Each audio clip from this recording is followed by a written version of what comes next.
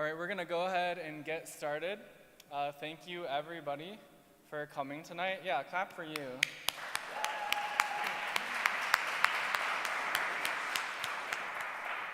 Thank you so much for coming to the 10-year anniversary Kalamazoo Poetry Festival. We are incredibly happy to have you all here. Thank you to Hale Alyan, Kaveh Akbar, and Tracy Brimhall for coming to read for us. We are very, very excited to hear your work. So my name's Casey. I am on the board here at the Kalamazoo Poetry Festival, and I just wanted to come up and say a couple things before we get started. We would like to thank our sponsors for this year, the Irving S. Gilmore Foundation, Encore Magazine, Kalamazoo Community Foundation, the Harold and Grace Upjohn Foundation, CARES Sexual Wellness Services, Michigan Arts and Culture Council, WMUK, and the National Endowment for the Arts. Thank you. A couple of housekeeping things. Thank you so much for wearing masks still. We very much appreciate it. Also, if you need to use the restroom, they are out of this door, kind of at a diagonal across the atrium and to the right. There's also an all-gender restroom right when you walk in the front door to the left. The pastor asked me to let that be known tonight. I also wanted to take a moment to say we are so thankful for our sponsors, for our grantors, and for our lovely grant writer, Kathy Jennings. Let's clap for her.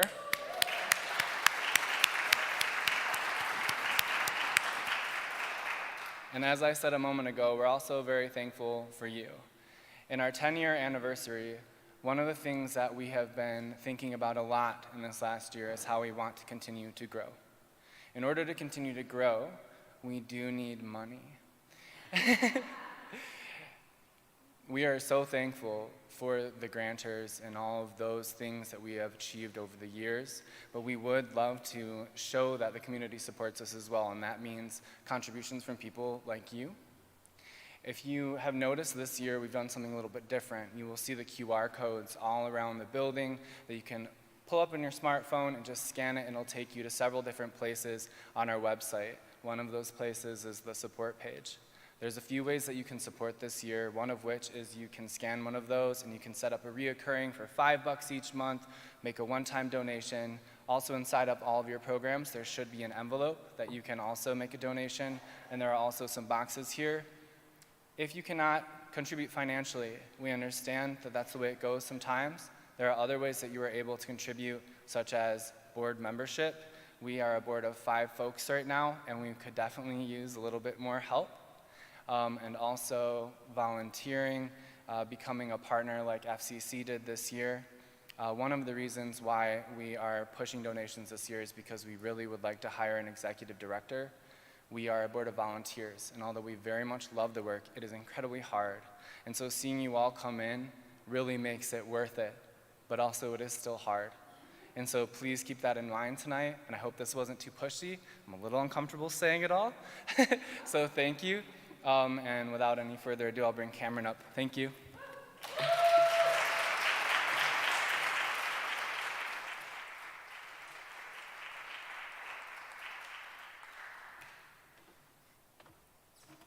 Hi everyone, I'm Cameron Decker. I'm the vice chair of the Kalamazoo Poetry Festival, and I'm here to introduce Kaveh Akbar. And if you were here at the craft talk, I apologize. This is pretty much verbatim to what Gail said. So, Kaveh Akbar is the author of Pilgrim Bell, Calling a Wolf, and the chapbook Portrait of the Alcoholic. He is also the editor of the Penguin Book of Spiritual Verse, 110 Poets on the Divine.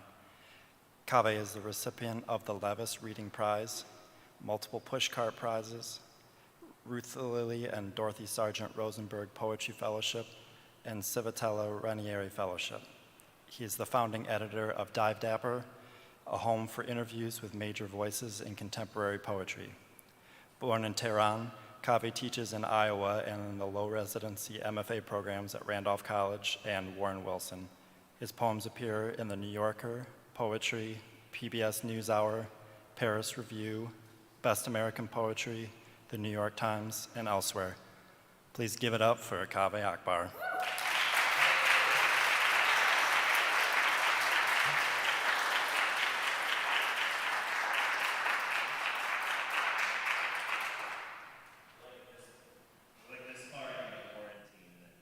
figure out how to take my mask off without also taking my glasses off. Which, it's like once I figure that out and brushing the back of my tongue without gagging, I'll be set. Those are the two tricks that I need. Hi, everybody. My name is Kaveh Akbar. My pronouns are he, him, or anything respectful. I'm really excited to be here. I love these two poets so much. They know how much, hopefully they know how much I admire them and have long before, long before I was standing here on a thing with them. I'm just gonna read some poems. I feel like my brain is moving a little bit slowly and I'm feeling self-conscious about it. So I'm gonna read poems and just read words that I've already written. So thanks for being here though. Thanks to the organizers of this festival. Thanks to our interpreter for reminding us that language is a live speech act and is material and is moving around us. Thank you. I'm going to read some poems now. In Islam, it's a funny thing to be reading this poem here.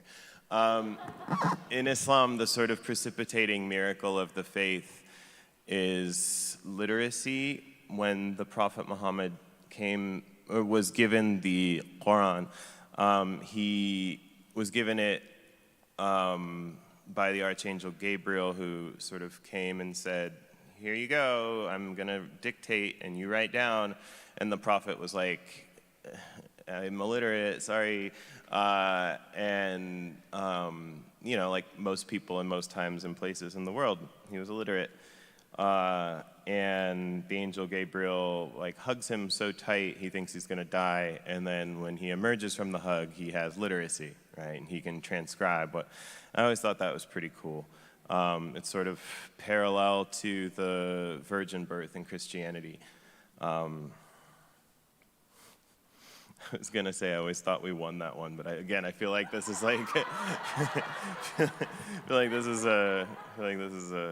anyways, this poem is sort of orbiting that. The miracle. Gabriel seizing the illiterate man alone and fasting in a cave and commanding, read. The man saying, I can't. Gabriel squeezing him tighter, commanding, read. The man gasping, I don't know how. Gabriel squeezing him so tight he couldn't breathe, squeezing out the air of protest, the air of doubt, crushing it out of his crushable human body, saying, read in the name of your Lord who created you from a clot.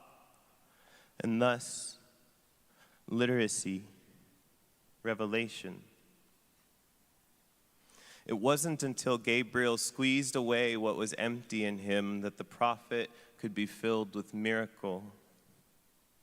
Imagine the emptiness in you, the vast cavities you have spent your life trying to fill with fathers, mothers, lovers, language, drugs, money, art, praise, and imagine them gone. What's left? Whatever you aren't, which is what makes you. A house useful not because it's floorboards or ceilings or walls, but because the empty space between them. Gabriel isn't coming for you. If he did, would you call him Jibril or Gabriel like you are here? Who is this even for? One crisis at a time, Gabriel isn't coming for you. Cheese on a cracker, a bit of salty fish. Somewhere a man is steering a robotic plane into murder. Robot from the Czech robota, meaning forced labor. Murder labor, forced. He never sees the bodies which are implied by their absence, like feathers on a paper bird. Gabriel isn't coming for you. In the absence of cloud parting, trumpet blaring clarity, what? more living, more money, lazy sex, mother, brother, lover. You travel and bring back silk scarves, a bag of chocolates for you don't know who yet. Someone will want them. Deliver them to an empty field. You fall asleep facing the freckle on your wrist. Somewhere, a woman presses a button that locks metal doors with people behind them. The locks are useful to her because there is an emptiness on the other side that holds the people's lives in place. She doesn't know the names of the people. Anonymity is an ancillary feature of the locks. Ancillary from the Latin ancilla, meaning servant. An emptiness to hold all their living. You created from a clot. Gabriel isn't coming for you. You too full to eat. You too locked to door, too cruel to wonder. Gabriel isn't coming. You too loved to love, too speak to hear, too wet to drink. No, Gabriel, you too pride to weep. You too play to still. You too high to come. No, Gabriel won't be coming for you. Too fear to move. You too pebble to stone, too saddle to horse, too crime to pay. Gabriel, no, not anymore. You too gone to save, too bloodless to martyr, too diamond to charcoal, too nation to earth. You brute, cruel pebble Gabriel, God of man. No, cheese on a cracker. Mercy, mercy.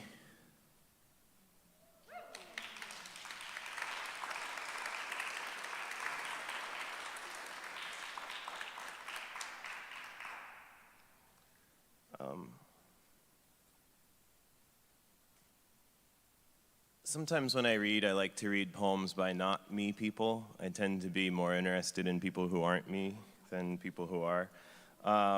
This poem, I was thinking I might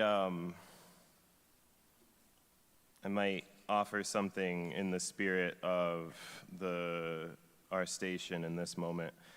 There's a poem that I really love by Thomas Aquinas. I think I put it in. Oh, I did, sorry.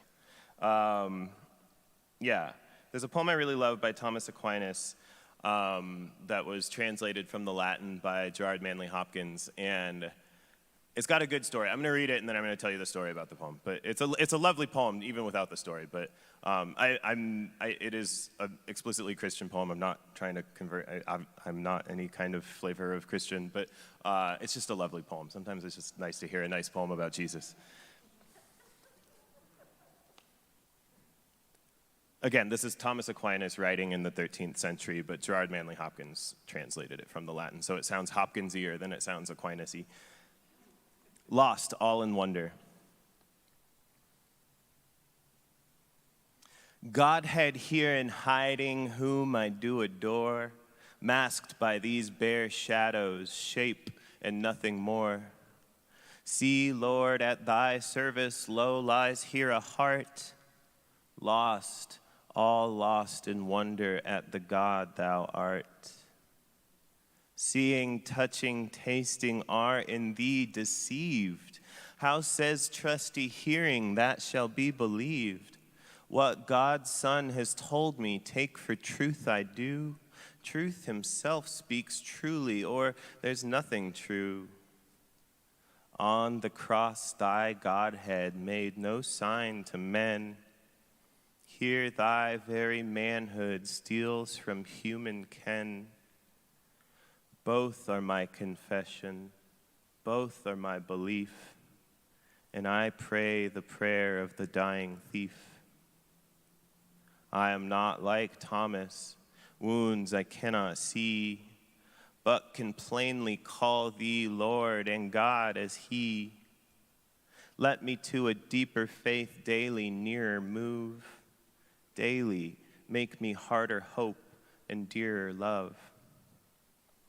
O thou, our reminder of Christ crucified, living bread, the life of us for whom he died.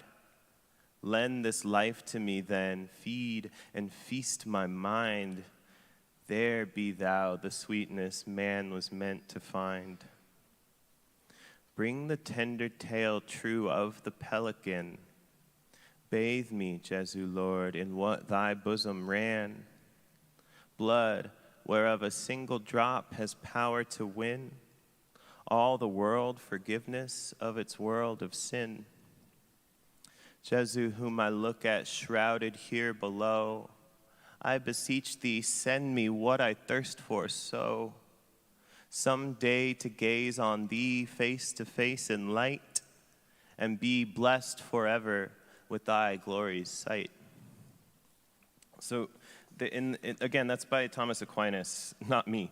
And in it, you have this iconography about the pelican, right? The bring the tender tale true of the pelican. Bathe me, Jesu Lord, in what thy bosom ran. Blood whereof a single drop has power to win all the world forgiveness of its world of sin.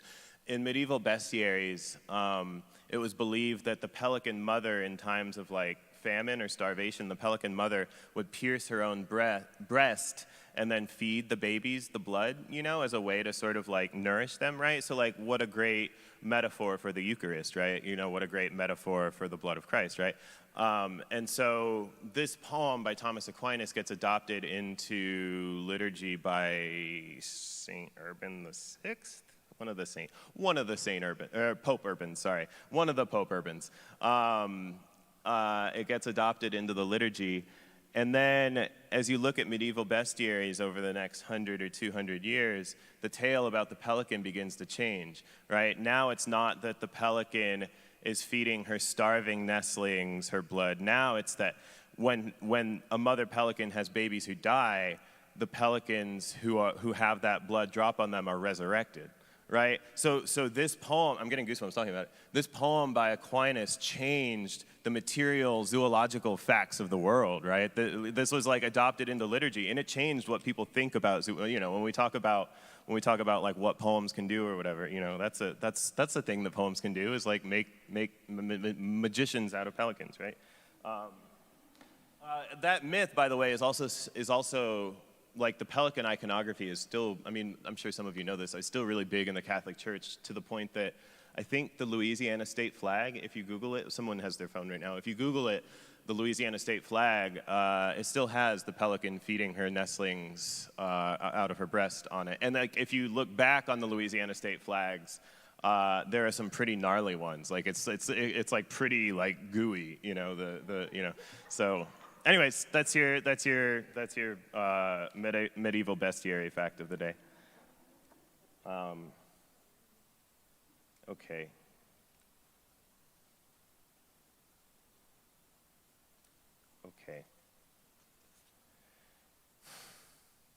Despite my efforts, even my prayers have turned into threats. Holy Father, I can't pretend I'm not afraid to see you again. But when the time comes, I believe my courage will expand like a sponge cowboy in water. My Earth Father came to America knowing no English save Rolling Stones lyrics and how to say, thanks God. Will his goodness roll over to my tab? And if yes, how soon? I'm sorry for neglecting your myriad signs, obvious now as a hawk's head on an empty plate. I keep nearly waking up to whatever I miss most. Whiskey glass, pill bottles, my mother's oleander, sweet and evergreen, but toxic in all its parts. I know it's silly to keep what I've kept from you. You, always so charmed by my weakness. I just imagine you fed up with your making, like a virtuoso trying not to smash apart her flute on stage. Plus, my sins were practically devotional. 2 peaches stolen from a bodega, so sweet I savored even what I flossed from my teeth. I know it's no excuse, but even now I'm drooling. Consider the night I spent reading Another Man's Lover the dream songs in bed. We made it to a green living drops limply, before we were tangled into each other, cat still sleeping at our feet. Allow me these treasures, Lord. Time will break what doesn't bend, even time, even you.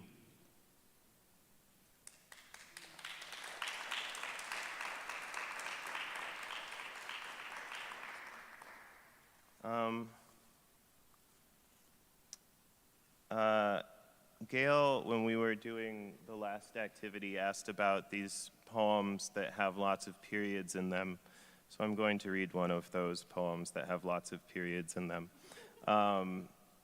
They're all called Pilgrim Bell, which is also the title of the book, which is a thing people do.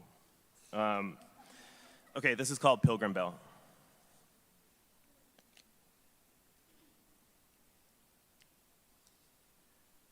How long can you speak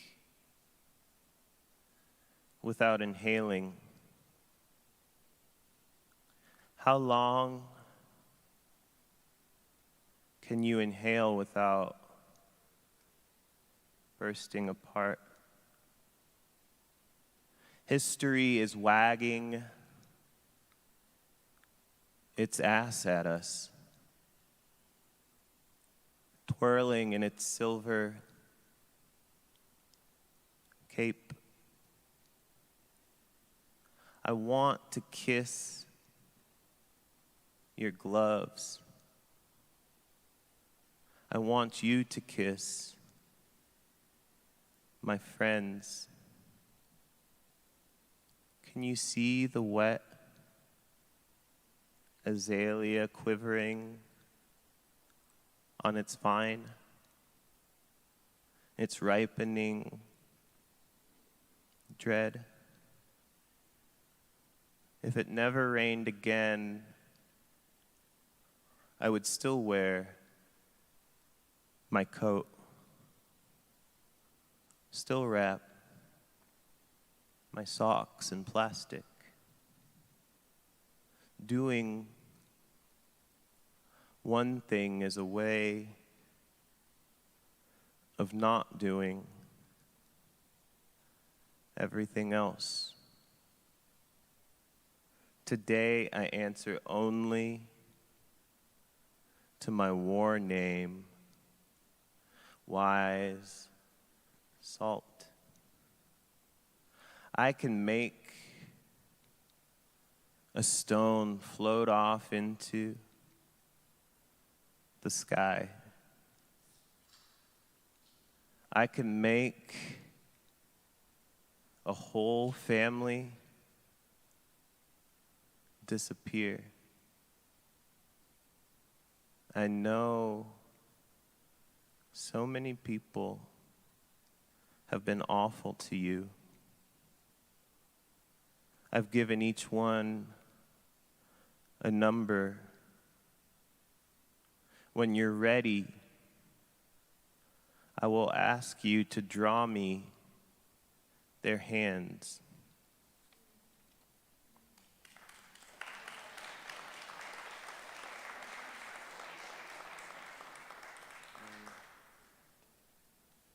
Maybe I'll read one more poem.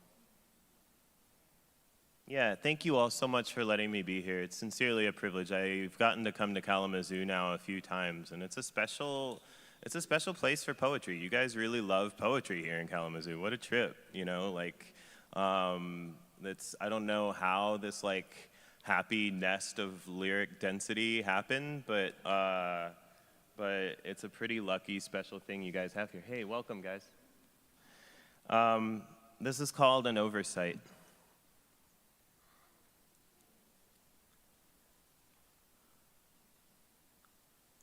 I murdered my least defensible vices, stacking them like bodies in the surf. An armada of nurses rode in to cherish the dead. Try harder, little moons, they said to the corpses. Winter followed winter. Horses coughed blood into the sand. Some pain stays so long, its absence becomes a different pain. They say it's not faith if you can hold it in your hands, but I suspect the opposite may be true, that real faith passes first through the body, like an arrow. Consider our whole galaxy staked in place by a single star. I fear we haven't said nearly enough about that.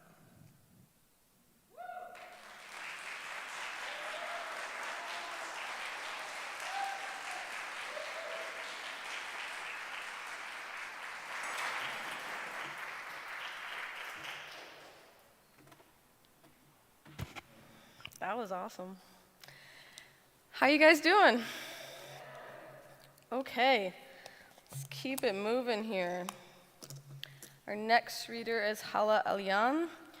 Hala Alian is the author of the novel Salt Houses, winner of the Dayton Literary Peace Prize and the Arab American Book Award, and a finalist for the Chautauqua Prize, as well as the novel The Arsonist City, released in 2020. It's really good, buy it. And 4 award-winning collections of poetry, most recently, You're Not a Girl in a Movie, in the 29th year. Her work has been published by The New Yorker, the Academy of American Poets, Lit Hub, the New York Times Book Review, and Guernica. She lives in Brooklyn with her husband, where she works as a clinical psychologist. Also, Brian, she's gonna speak from the lectern. It's fine, the mic is on. It's good, you're good. You're good. Please welcome Hala Alian.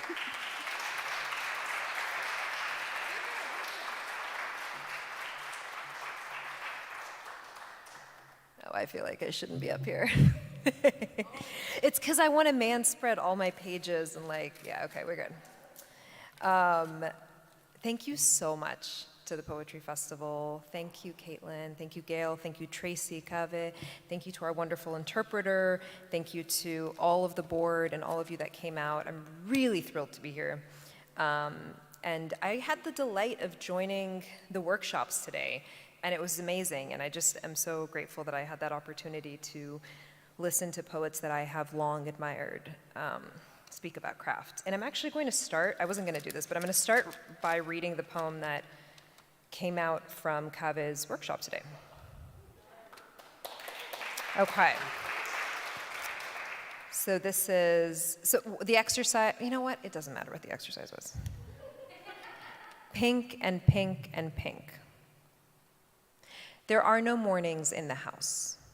The days run like a cloth, silvering against our bodies. I am nearly a fist. I am nearly someone's long watching. The perfect eggs in a blue bowl, what an exquisite code. You to me, you to door, you under a sun in Mexico. I spit in your mouth, and like this, the highway of our marriage takes down its orange cones. Like this, we swim back to the bright green years of our youth. The acid we swallowed in Beirut, the cellar of our voices in that glinting pink and pink and pink, the music, the glasses, that dirty river, oh house, oh spade, here, yes, here is every barking encounter of our undone hearts. Thanks. Thanks, Kevin. It was great. It was an amazing exercise. All right. This is called Self-Portrait as My Mother. When the warplanes do come, I pluck them from the blue sky like tic-tacs. The cupboard is always full of honey and needles in my house, Merlot and Marlboros, the rumor of America around my neck, it tightens. On the 3rd day of the month, I bleed a pond, toss a gun into its mouth, I am the gun. I am the chamber emptying into a Feiruz song, take the color of the trees with you. California is my safe word, oh bird, oh wink of a car on a highway. I know a nation by its germs, its endangered water. I know the desert as an unborn son, and every night I claim him. His black hair spiky as a cactus, give me a fate and I'll lose it. Give me a border and I'll run it crooked as a love line on a bride's palm.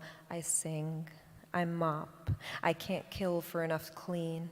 At the brocantes, I buy mirrors and clocks. Lavender seeds, bird feeders fill my house with the belongings of dead white men. My breasts rise. I read the drugstore horoscope. My moon is in Sagittarius. Sun is in Akka. Heaven's an empty sky. Borders open. There's nothing on the other side. And isn't that God enough? Thank you. This is called Naturalized.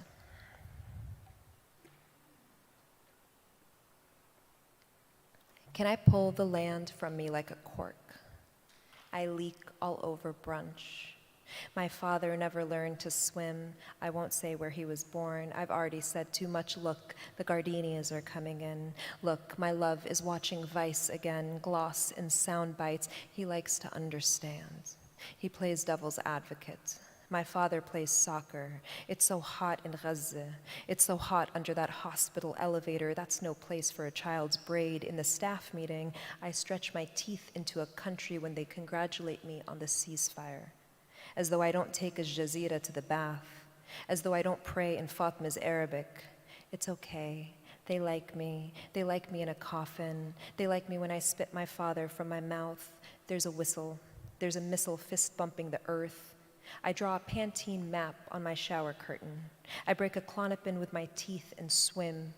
The newspaper says truce and C-Mart is selling peaches again, woolly in my palms.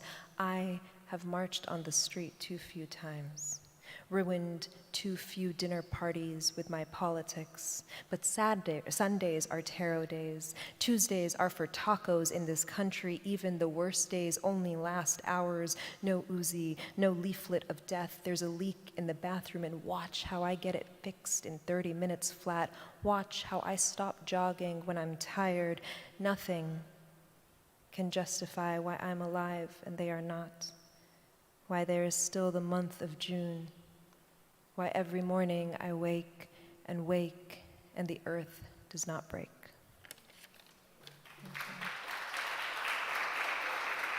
Thank you. I'm going to read a petty poem because it's also sort of, it's like Eve. Yeah, I'm going to read a petty poem. All right. Portrait of the Ex as Eve. It ended. Do you remember how? It wasn't the oversized sunglasses or the zip line kissing jungle me. I'll open again, don't worry. This time a blue island, the hook of a rose thistle. I've already shut your city like a door. But this isn't about me. You're the magic trick here. Over oysters, he calls you simple. Never paradise, never a thank you for all that mouth. Sweetie, can I call you sweetie? Can I call you on a landline this morning? The fruit came in. Red delicious, pink lady, calmly as a first bleed, can we drop the pretense? I can't hear you over all that good intention. Predecessor, 2 for 1 white girl, your vocal fry, your unaccented mother. I didn't cause that hurricane, but I could've. Did you already have the leaf picked out? Neon bikini, crystals from Ojai, too bad about the balcony. Too bad about the pesky marriage. Come on, show me a little ribcage. Show me that shoebox heart of yours. Don't be scared. I was just trying your name on for size. I was just trying to keep the chlorine out of your eyes. I read your texts. I'm sorry. I've always liked a good pawn shop. And there is no love that doesn't become colony. Blue flags and weedy borders, and when he called you bait, what he meant was invented. What he meant was we are nothing but logos to him. Our arms outstretched towards red. You misunderstand me. I don't care about the snake or the seeds. Keep your word or don't. I'm not God. It's the same rule here it's always been. Whatever you catch, you can keep.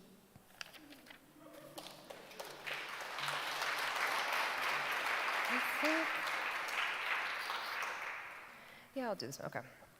This is called Time Travelers. I wrote it the day after the port explosion in Beirut. Time Travelers. It's not going back, not exactly, but more that we never left. that we are still sprawled on that grass or giggling into each other's shoulders in the last booth, our thighs sticky against the torn leather. This is the answer to nostalgia, and I have to get back to them. Twirling in our girl bodies, me bending over to touch my toes. Is the skirt too short, spilling, then licking the vodka that tastes of nectarines? I don't know what makes youth. A fifth of Bailey's, a pretty hand against your ass, a record that skips and the song still makes you cry. Look where it gets you, this youth. Bad posture, taxi ride to the ER for a bag of IV, to his floor again, to his band show again, his fist. Years later, I'll read about the observer effect, in which the act of observing a phenomena changes the phenomena, and wonder if my watching changes me, if my remembering the port unburns it.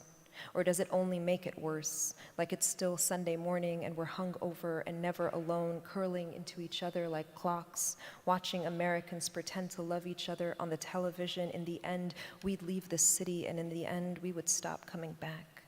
And our absence, doesn't it hoover the bars and marina and roads like an infant disappearing in peekaboo?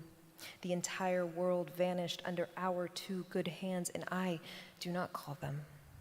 Not even after her father dies, or after the other one's surgery, or when the city plunges like a heart and they are silent back, a gift we give each other like only those who know what's gone is gone can give.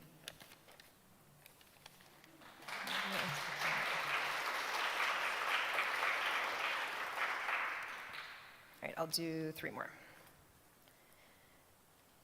The interviewer wants to know about fashion. Think of all the calla lilies. Think of all the words that rhyme with calla. Isn't it a miracle that they come back? The flowers, the dead. I watch a woman bury her child. How? Every time I lose a fetus, I can't eat breakfast for a week. I watch a woman, and the watching is a crime, and so I return my eyes. The sea foams like a dog, like what's 5,000 miles between friends. If you listen close enough, you can hear the earth crack like a neck. Be lucky. Try to make it to the morning. Try to find your heart in the newsprint. Please, I'd rather be alive than holy. I don't have time to write about the soul. There are bodies to count, and who is going to do the counting? There's a man wearing his wedding tuxedo to sleep in case he meets God, and there's a brick of light before each bombing.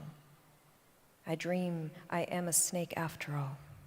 I dream I do Jerusalem all over again, only this time I do not shake my hair down when the soldier tells me to. I do not thank them for my passport. Later, my grandfather said, they couldn't have kept it. You know that, right? I don't know what they couldn't do. I only know that enormous light, only that roar of nothing, as certain and incorrect as a sermon. Thank you. Relapse. I did it for the neglect. I did it for your blue eyes, forgive me, your green too. I did it because nobody apologized, and that's how I like it. Because there was a woman humming in the airport stall, and I knew the tune you wouldn't understand. None of your daddy's gin, no handsome country to hum me back to sleep, no sleep, my throat, my dumb hair against the bar top. It's too late for the tally now. All those days stacked like Jenga. Everything I touch lips to comes back salt. Life, night, light knifed, a slow, gleeful rot. This whole coast is an alarm. Mariachi belting, fire eaters, and I am nothing like your mother. No, I'm flammable and it's okay. I'll suffer a year to wear another name in my teeth, foil offering. This is my only life, I tell the almost groom in a Mexican pub, and he holds his forearm to mine, and beneath it the same tired white of bone. The same crinkle of sun inside, the same wine bottle, metacarpal, a flower closing, a neck, my neck. Don't apologize now. We've come this far without it. You leave, you return, you find the silver of me in a crowd. Now you know my secret. I am blessed with unwanting. the communion of a half moon blurred with sugar and drink, broken water lapping the jetty, and here comes the truth. Hot shipwreck, revolver in my cupped palms. I can't keep pretending to love what bolts in the aftermath, no. I can't keep pretending to love the aftermath, no. I can't keep pretending to love.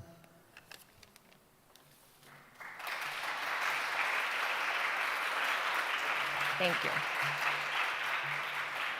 All right, it's the last one. I wrote it a few years ago. When they say pledge allegiance, I say, my country is a ghost. A mouth trying to say sorry and it comes out all smoke. All citizen and bullet and seed, my country is a machine.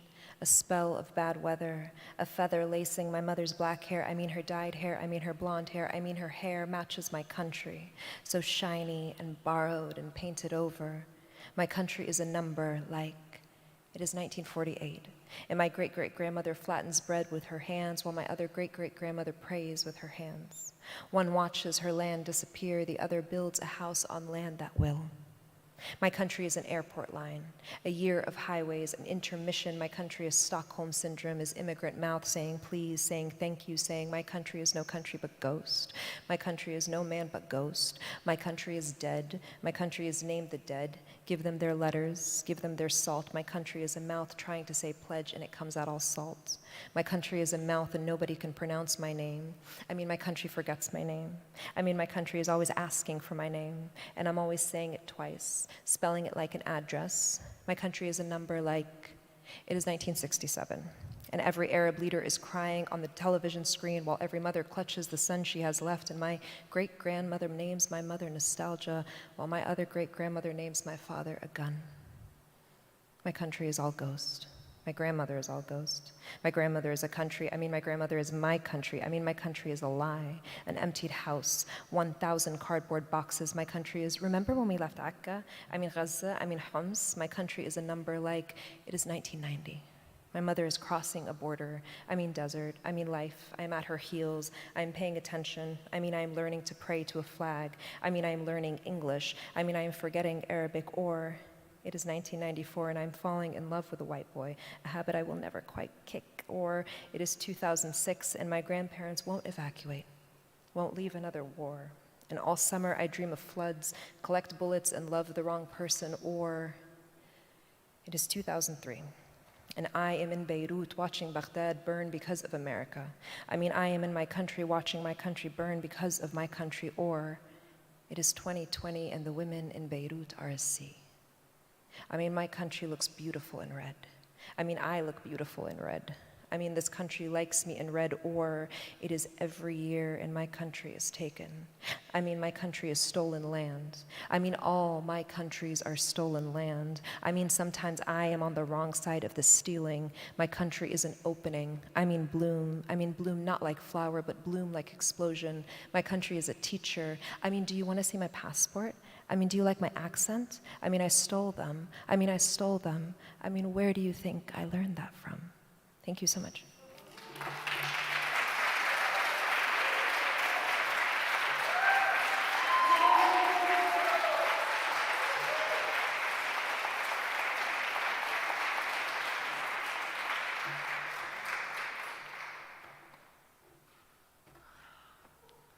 All right.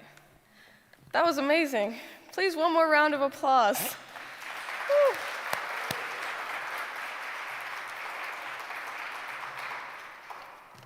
I love listening to poetry and then having to get up and speak normally at a microphone is a little bit disorienting. Okay, our final guest poet tonight is Tracy Brimhall.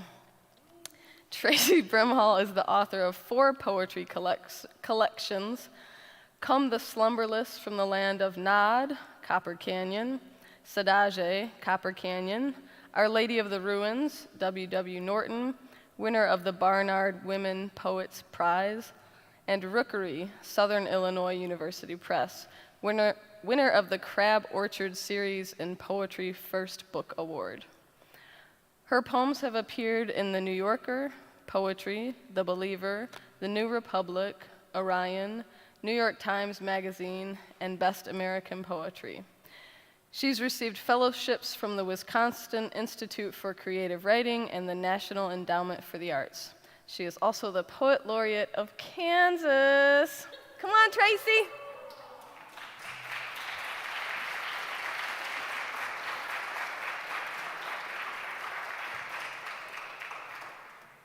I am also going to read from here, where there is a step stool and room to manspread my poems on the lectern.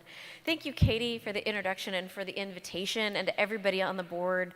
We were talking about this at our early dinner, and talking about like how much work it is to put something on, like the hours, the year of planning, the hours that go into it, the paperwork, the grant applications, the coordinating everything, and to get something like this to happen is just such a huge, huge labor and undertaking.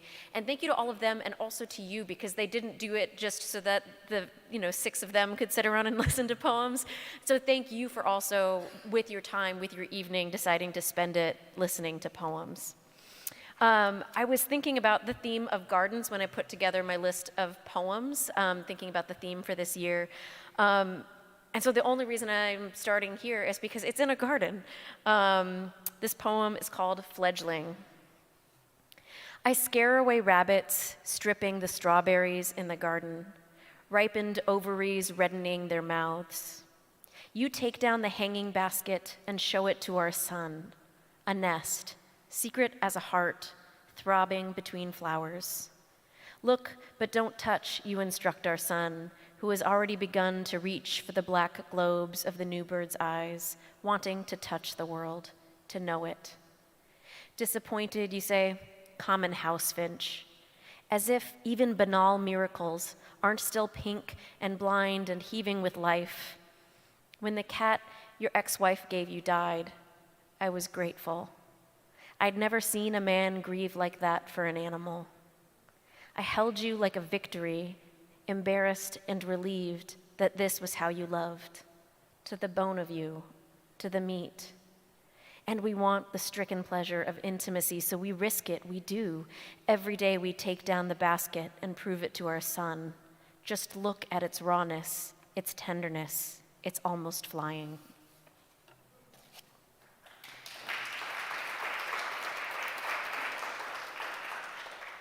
This next one also begins in a garden. I'm staying pretty close to the theme. I'll run away from it later, but I'm keeping it pretty close right now. It's also secretly a love letter to friendship, as so many poems end up being. Sadly, too many friends do not appear in poems, and they should appear in more poems. But I brought this poem. I was trying to write a happy poem about wonder, and everybody in my writing group that comes to my house is like, you're turning away from something here. And they were right. And so I really appreciate how like really good readers also can keep you more honest and keep the poems going forward. And I know there's lots of lucky poetry groups here in town. And it's so wonderful to have a community that supports what you support and loves you and loves your work and wants it to be its best and most honest. I also confessed at the craft talk that I'm obsessed with facts, and I always feel like most of my poems are just secret ways to trick you into knowing something. And I love that I usually fact check myself pretty well, but it was the copy editor that said, that I had a mistake. I love knowing that a cumulus cloud is 1 million pounds. And I said something about like the stratosphere holding it, and the copy editor like fact checked me. She's like, it's actually the troposphere. And I was like, I love that you really looked that up and you made sure I was right. And I just, that's a real fact. And so is the fact that begins the poem. Oh, wonder. It's the garden spider who eats her mistakes at the end of day, so she can billow in the lung of night, dangling from an insecure branch or caught on the coral spur of a dove's foot and sleep, her spinnerets trailing radials like ungathered hair. It's a 1 million pound cumulus. It's the troposphere holding it, miraculous. It's a mammatus cloud rolling her weight through dusk, waiting to unhook and shake free the hail. Sometimes it's so ordinary it escapes your notice. the pothos plant reaching for windows, the ease of an avocado slipping its skin. A porcelain boy with lamp-black eyes told me most mammals have the same average number of heartbeats in a lifetime. It is the mouse engine that hums too hot to last. It is the blue whale's slow electricity. 6 pumps per minute is the way to live centuries. I think it is also the hummingbird I saw in a video, lifted off a cement floor by firefighters and fed sugar water until she was again a tempest. It wasn't when my mother lay on the garage floor and my brother lifted her while I tried to shout louder than her sobs, but it was her heart, a washable ink. It was her dark's genius, how it moaned slow enough to outlive her. It is the orca who pushes her dead calf 1,000 miles before she drops it, or it falls apart. And it is also when she plays with her pod the day after. It is the night my son tugs at his pajama collar and cries, "The sad is so big, I can't get it all out." And I behold him, astonished, his sadness as clean and abundant as spring, his thunder heart a marvel I refuse to invade with empathy. And outside, clouds groan like gods. A garden spider consumes her home. But it's knowing that she can weave it again tomorrow between citrus leaves and earth. It's her chamberless heart cleaving the length of her body. It is lifting my son into my lap to witness the birth of his grieving.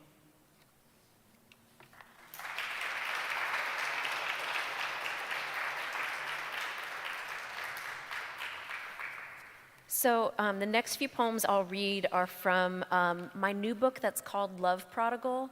So I get to think about, my last book was called Come the Slumberless to the Land of Nod, and Nod is the land where Cain was exiled after murdering his brother. And the next book is called Love Prodigal, and so I guess I'm just still on the biblical theme. But thinking about the constant need for self-resurrection that life requires. I really don't like the phoenix, because the phoenix has to keep doing this, it seems. And also everybody offers it as such an easy metaphor or as just like a platitude for be stronger or you can do it. But the phoenix is alone. And I think that's the cost of its immortality. But I like the idea of like the prodigal, of the return, of the chance to start over. And I think, you know, COVID has given us these moments of retreat and figuring out how to start over. Life and losses give us chances to think about these things and try to start over. And love is something that has ended for many people. It happens, breakups, they're a thing. And for me, thinking about how do I fall in love with another human again, and also when I fell out of love with poetry, how did I fall back in love? So this poem is called Love Prodigal. I make love when I am bored. That's how I know I'm an intelligent animal. It is easy to tremble, a pistol brushed with a bumblebee's fur. And who doesn't want to be golden, like pearls of fat glistening in an artery or a mother's first milk? I want to send you photos of dead fledglings on the sidewalk, those perils of the lavish season. But we are wrong. A news story tells me so, explaining it's beauty that drives evolution, not a mate with an advantageous beak. I wish I could tell you this.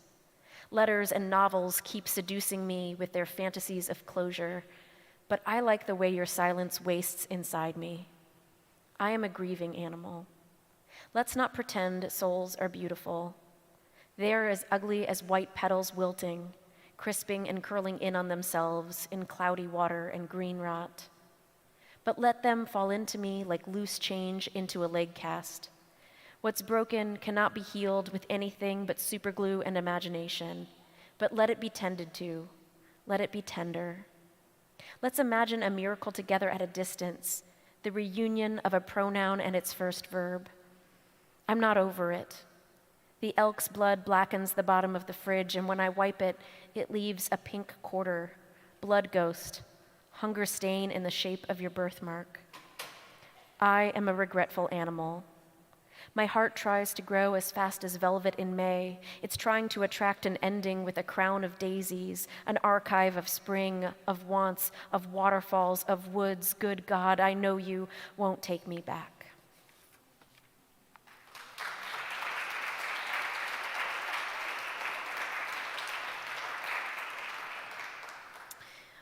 So part of trying to fall back in love with poetry, I mentioned this at the craft talk too, was reading the books that first made me fall in love with poetry.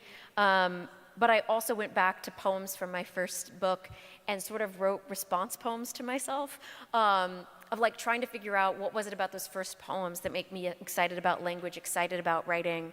And in my first book, there's this series of poems called obades. And an obade is like a song one lover will sing to another at dawn when they're about to be parted. So this is called, this isn't a title from my first book, but it has obade in the title, and the ending is an echo from the poem I based it off of, which is not important. But the idea of like writing back to yourself, your younger self, or looking for ways to go back to moments where you felt more in love with whatever art or creative craft that you practice. Numb obade with bloodhound. After, I tried to dress suffering up like a plan, but I couldn't tell the difference between debridement and licking a wound to keep it open as a confessional. I watched an eclipse revise itself into moonlight wearing nothing but a veil. I didn't expect the ardor maddening into grief, or how therapy could only scab a marriage for an afternoon.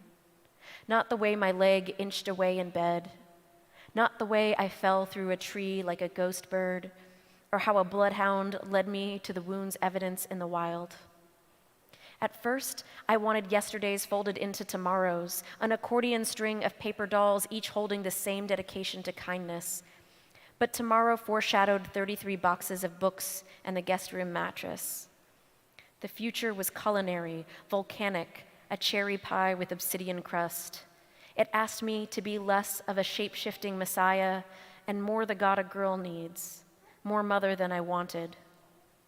So I let my shame be collaborative and tragic, like an arsonist dying in a stranger's fire. For years, my mirror tried to embarrass me. I brushed my teeth, naked and alone, but the saddest parts of my body were gorgeous, radiant with vulnerability. Apathetic belly, knotted upper back, my morning whimper and limp before the medication kicked in. I grew tired of hurting, of time's didactic gloss, revising loss into lessons. I still flossed, but stopped listing my gratitude for good coffee on sale, for the stranger whistling outside my office, for paying off the credit card. I even numbed to roadside ditches, those oubliettes for litter and hawk feathers, until wild sunflowers shook my attention there. I lost myself. It was a normal mortal loneliness until the bloodhound bound out of the wilderness. How loyal, how unlike me. My heart in his mouth as he shook it. Joyful, he returned my pain like a gift, and I took it.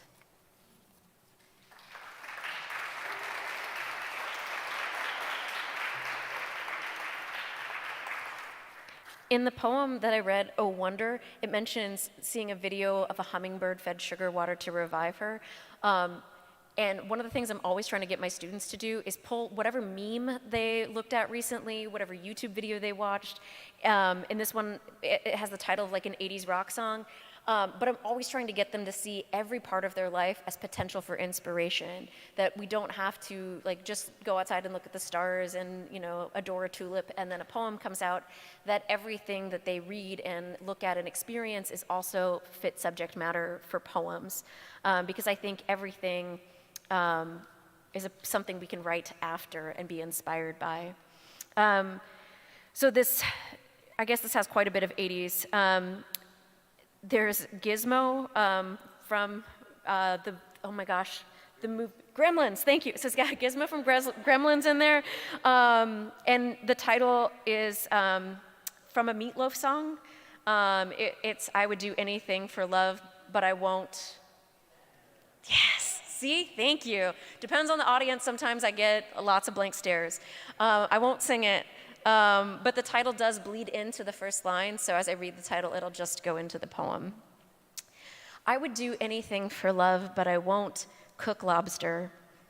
They're loyal sea rubies and deserve better than a pinch of lemon and herbed butter. But I'll shower hot enough to brighten you, make zinnias of your shoulders and steal the towels when it's over, your water tattooed back a garden before it fades. I won't shave anything unless I feel like it, but I'll wax whatever part of your body you request. I'm not an empath, so I won't cry when I do it. I'll let your pain be yours. I won't give up coffee or pistachios or my dog. I know you wouldn't ask, but I like to be upfront about my boundaries. I bark mine like a seagull, touching my books, my mother's china, my chest, but you're fine with kindness. You wait for me to feel safe. I will always let you tease me about talking to my plants when I water them, if you let me tease the way your hips go stiff when we salsa. But even then, I won't plan another trip to Rome with you. Not this year anyway. Not after we've given back the tickets and calendars, dinners and sunburns we thought were waiting. Instead, let's accept the mail order lemon trees. Let's accept repeating puzzles we've already finished. Try the Paloma recipe again. Let's accept it's not what we would do for each other, but what we can do, and I can feed the sourdough starter we named Gizmo. You can return my bowl when you've washed it. But I won't let you say Pluto's not a planet. I miss the solar system symmetry. And I won't agree that ghosts aren't real, even if you're right. I like a dose of fear. I like whispering back to the knocks on the wall. I won't release balloons when you die because I love sea turtles almost as much as you. Maybe it's a tie. I won't kiss anyone after you die for at least 60 days, and probably longer. But if I meet someone who smells like you, I might invite them into the rain and keep my eyes closed. We can disagree about the shower curtain, can have days without texts. I can chide you about the state of your tomatoes, and you can correct the way I say trilobite, and the only time I'll run is across the gymnasium in a pink dress, and the only time I'll give up is in hearts when I count the cards, and I know your hand, and no, trust me, this time I can do it. I can give you everything, even if it means losing. I will, I want to. Let me help you shoot the moon.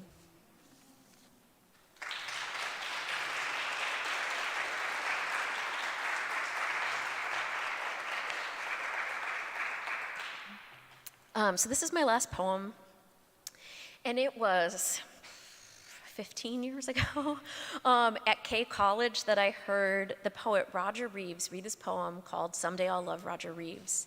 And he'd gotten the line from Frank O'Hara, who in a poem said, "Someday I'll love Frank O'Hara." And then a few years later, I read the poem Someday I'll Love Ocean Vuong by Ocean Vuong, and I was like, well, this is simply the best title and prompt ever, because I too would like to love myself someday. I also always give my students this prompt. We look at that series, we look at the Frank O'Hara and the Roger Reeves and the Ocean Vuong, and we look at other poets who are clearly writing after other people. Like there's this Jennifer Chang poem that's called Dorothy Wordsworth, that's a response to a William Wordsworth poems. And we look at these legacies, these families, sort of like Gail's question today of like, whose shadows we're enjoying the shade in. And so this, as you can guess, is called Someday I'll Love Tracy Brimhall. Thank you again for coming out tonight. Someday I'll love Tracy Brimhall. I'll boast ornament and scandal. I'll blaze and gallop, open the burning door with my vowels. I will make love to myself in a yawn of light on a black sand beach, and even God will call it good. It will be as intimate and embarrassing as kissing my wrists in public when I want to thank my aching body. Someday, I'll liberate my family tree with a chainsaw, make a boat of its snarls, paint it red as elegy, and write it right over the goddamn edge of yesterday. I'll crisis and satisfy and let myself cry with someone watching. I'll learn it the way I learned to love olives, hesitantly and late in life. I'll be fevered and even sweet sometimes. I'll obsess the shadows, swell with myth. Flawed and profiting, I'll strip the metaphor to its laces, practice hickeys on my arm to bruise myself with the proof of it. It will be ethical, this love. Its forgiveness will need no blood but mine. I'll stop reciting my mother's autopsy with its anaphora of unknowns, unbutton myself, let the shames scuttle out. Unclench heart, beautiful heart that still has some of my mother in it. That nocturnal knocking swathed in a good darkness. Some days I'm spurred and baroque, but someday I'll bumble like a bee through trumpet vines and sympathetic ashes. I've tried all of spring's enthusiastic advice, and I'm nearly choosing it, nearly swinging on ropes of moonlight over the wild and darkening fire. Thank you.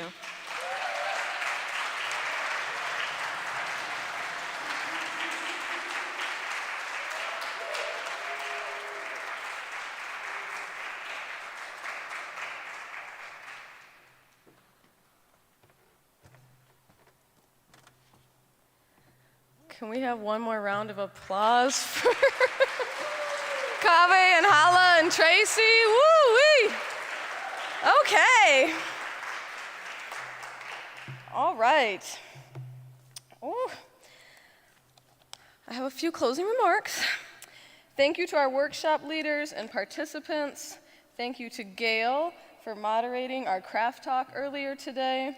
Thank you to all of our readers at the celebration last night, and Masaki, our open mic host, as well as anyone who read poems at the open mic. Thank you to our ASL interpreters. Thank you to our sponsors and individual donors. Like Casey said, we need you. You might not notice $5 a month, but we do, so consider that. And thank you to our founders who gifted our community with this treat 10 years ago. We would not be here without your legacy. I want to now thank our individual board members. If you guys could come up and join me. Are you all here? Okay, come here. You're the next contestant.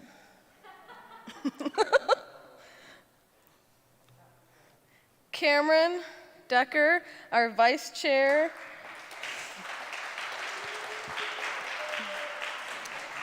Thank you, Cameron, for holding space for all of my petty grievances. Thank you for being an avid problem solver, dependable, and all around awesome. Sorry, I have a clip on here for some reason. Casey, my sassy sister, thank you for creating all the beautiful graphics to promote the festival. You really helped bring some flowers to our marketing promotions. Thank you for the endless amounts of coordination you've done. I appreciate your heart and how hard you work to get things right. Adam Lee, our treasurer, thank you for keeping track of our budget and making sure everybody gets paid. Very important. Thank you for coordinating our dinner and booking the hotel for guest poets and all the other tasks you've completed quietly. Beth, I don't know where you are, but you have been awesome. You can come up here too. Thank you for jumping in with fresh energy and ideas. We have loved working with you. Please stay.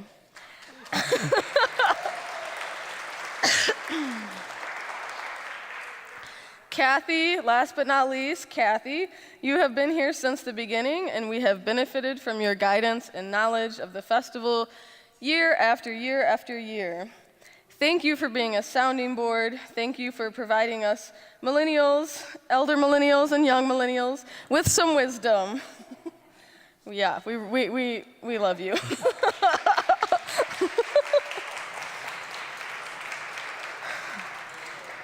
And finally, thank you to all of you, our audience members, without whom we would have no festival. Go buy some books, please. Thank you to BookBug, and this is a bookstore, for being here to sell. We will have a book signing right now. Thank you all so much. Oh, and fill out evaluations. Thank you.